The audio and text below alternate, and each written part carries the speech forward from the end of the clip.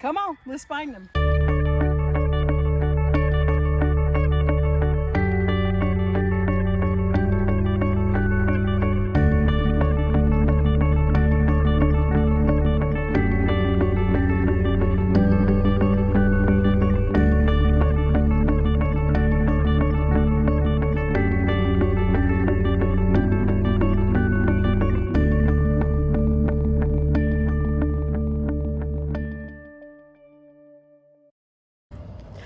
Growing things from seed can be really tough and even heartbreaking.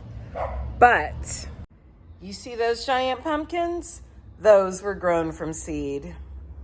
We actually had success growing amaranth and pumpkins from seed, but I'm telling you, it was after many, many failures. So you don't have to grow everything from seed. But what are the benefits of growing from seed? Well, seeds are pretty cheap.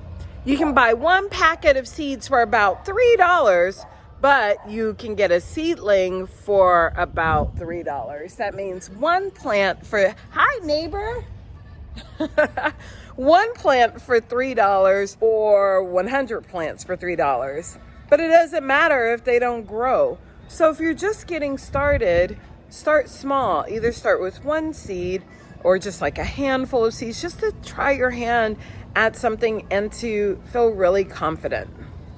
One of my favorite things that I've accomplished recently is growing calla lilies. I actually got calla lilies for my love as a birthday gift.